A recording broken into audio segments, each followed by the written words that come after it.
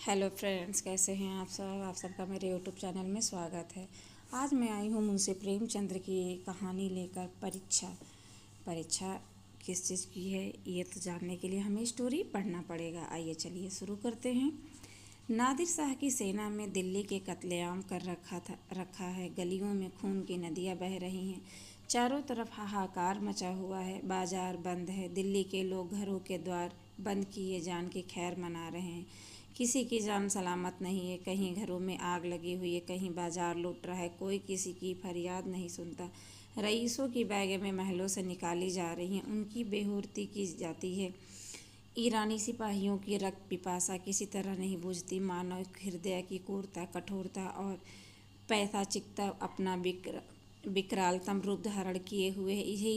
इसी समय नादिर शाह ने बादशाही महल में प्रवेश किया। दिल्ली उन दिनों भोग विलास की केंद्र बनी हुई थी। सजावट और तकल्लुफ़ के सामानों से रईसों के भवन भरे रहते थे। स्त्रियों को बनाव सिंगार के सिवा कोई काम न था। पुरुषों को सुख भोग के सिवा कोई चिंता न थी।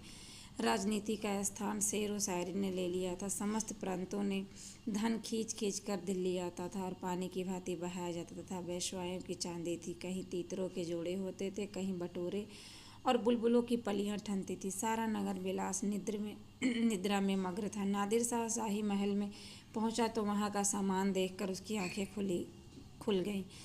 उसका जन्म दरिद्र घर में हुआ था। उसका समस्त जीवन रणभूमि में ही कटा था। भोग विलास का उसे चस्का ना लगा था।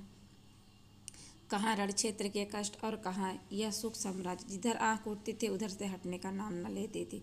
संध्या हो गई थी। नादिर शाह अपने सरदारों के साथ महल की सैर करता और अपनी पसंद की चीज़ों को बटोरता हुआ दीवाने खास में आकर कार जो भी मनसद पर बैठ गया। सरदारों को वहाँ से चले जाने का हुक्म दे दिया। अपने सब हथियार रख दिए और महल के दरोगा को बुलाकर हुक्म दिया, मैं शाही बेगमों का नाच देखना चाहता हूँ। तुम इसी वक्त उनको सुंदर आभूषणों से वस्त्रभूषणों से सजाकर मेरे सामने लाओ। खबरदार जरा भी देर ना हो। मैं कोई उजर या इनकार नहीं सुन सकता। दरोगा ने यह नादिर शाही हुक्म सुना तो होश उड़ गया। वह महिलाएं जिन पर सूर्य की स्थिति भी नहीं पड़ी कैसे इस मजलिस में आएंगी। नाचने का तो कहना ही क्या। शाही बैगमों का इतना अपमान कभी न हुआ था। हाँ, नरपिशाच दिल्ली को खून से रंग कर भी तेरा चित्त शांत नहीं हुआ। मगर नादिर शाह के सम्मुख एक शब्द भी जबान से न निकलना। अग्नि के मुख में कूदना था। सिर झुकाकर आदाग लाया और आकार रानिवास में सब बैगमों को नादिर शाही हुक्म सुना दिया। उसके साथ यह इत्तला भी दे दी कि जरा सा भी तामुल ना हो तो नादिर शाह कोई उज्र या हिल ना सुनेगा। शाही खानदान पर इतनी बड़ी विपत्ति कभी नहीं पड़ी, पर आज समय विजयी सा बादशाह की आज्ञा को सिरोधार्य करने के सिवा प्राण रक्षा का अन्य कोई उपाय नहीं था। बैगमों ने यह आज्ञा सुनी तो हद बुद्धि सी हो गई। सारे निवास में मातम सा छा गया। वह चहल पहल गायब हो गई। सैकड़ों हृदयों में इस सहायता याचक लोचनों ने देखा। किसी ने खुदा और रसूल का सुमिरन किया, पर ऐसी एक महिला भी न थी जिसकी निगाह कटार और तलवार की तरफ गई हो। यद्यपि इनमें इतनी बैगमों की नसों में राजपुतानियों का रक्त प्रवाहित हो रहा था, पर इंद्रलिप्सियाँ ने जौहर की पुरानी आग ठंडी कर दी थी। सुख भोग की लालसा आत्मसम्मान क्या सर्वनाश कर देती है। आपस में सलाह करके मर्यादा की रक्षा का कोई उपाय सोचने की मोहलत न थी। एक एक पल भाग्य का निर्णय कर रहा था, हताश का निर्णय कर रहा था। हताश होकर सभी लालपावों ने पापी के सम्मुख जाने का निश्चय किया। आंखों में आंसू जारी थे। अश्रु चिसित नेत्रों में सुरमा लगाया जा रहा था। शोक व्यवस्थित हृदय पर सुगंध का लेप किया जा रहा था। कोई केस गूंथती थी तो कोई मांगों में मोतियों पिरोती थी। एक भी ऐसे पक्के इरादे की स्त्री न थी जो ईश्वर पर अथवा अपने टेक पर इस आज्ञा का उल्लंघन करने का साहस कर सके। एक घंटा भी न गुजरने पाया था कि बेगमात पूरे के पूरे आभूषणों से जगमगाती, अपने मुख की कांति से बेले और गुलाब की कलियों को लजाती, सुगंध की लपटें उड़ाती, छम छम करती हुई दीवाने खास में आकर नादिर शाह के सामने खड़ी हो गई।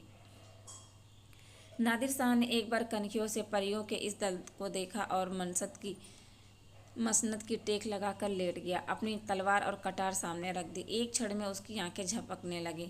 उसकी एक अंगड़ाई ली और करवट बदल ली। जरा देर में उसके खर्राटों की आवाज़ें सुनाई देने लगी। ऐसा जान पड़ा कि गहरी निद्रा में मग्न हो गया। आधे घंटे तक वह सोता रहा और बैग में ज्यों की त्यों सिर नीचा किए दीवारों के चित्रों की भांति खड़ी रहीं। उनमें से दो एक महिलाएं जो ढीठ थी घूंघट की ओर से नादिर शाह को देख रही थी और आपस में दबी जबान में कानाफूसी कह रही थी, कैसा भयंकर स्वरूप है, कितनी रणोन्मत्त आंखें हैं, कितने भारी शरीर है, आदमी काहे को देव है। सहसा नादिर शाह की आंखें खुल गई। परियों का दल पूर्वत खड़ा था। उसे जागते देखकर बैगमों ने सिर नीचे कर लिया और अंग समेटकर भेड़ों की भांति एक दूसरे से मिल गई। सबके दिल धड़क रहे थे। अब यह जालिम नाचने गाने को कहेगा, तब कैसे होगा? खुदा इस जालिम से समझे। मगर नाचा तो ना जाएगा, चाहे जान ही क्यों ना जाए। इससे ज़्यादा जिल्लत अब न सही जाएगी। सहसा नादिर शाह कठोर शब्द में बोला, एक खुदा की बंदी हो, मैंने तुम्हारा इम्तहान लेने के लिए बुलाया था और अफसोस के साथ कहना पड़ रहा है कि तुम निस्बत मेरा जो गुमान था, हर्फ व हर्फ सच निकला। जब किसी कौम की औरत में गैरत नहीं रहती तो वह कौम मुर्दा हो जाती है।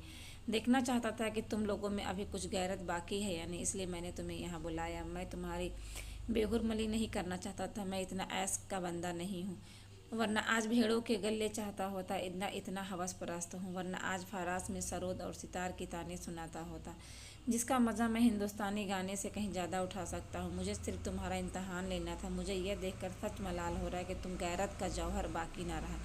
क्या यह मुमकिन ना था कि तुम मेरे हुक्म को पैरों तले कुचल देती? जब तुम यहाँ आ गई तो मैंने तुम्हें एक और मौका दिया। मैंने नींद का बहाना किया। क्या यह मुमकिन ना था कि तुम में से कोई खुदा की बंदी इस कटार को उठाकर मेरे जिगर में चुभा देती? मैं कलाम पाक की कसम खाकर कहता हूँ कि तुम में किसी को कटार का पर हाथ रखते देखकर मुझे बेहद खुशी होती। मैं उन नाजुक हाथों के सामने गर्दन झुका देता। पर अफसोस है कि आज तैमूरी खानदान की एक भी बेटी यहाँ ऐसी नहीं निकली जो अपनी हुर्मत बिगाड़ने पर हाथ उठाती।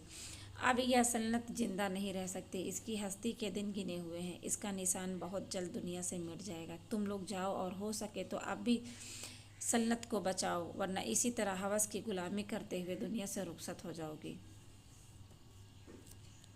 धन्यवाद।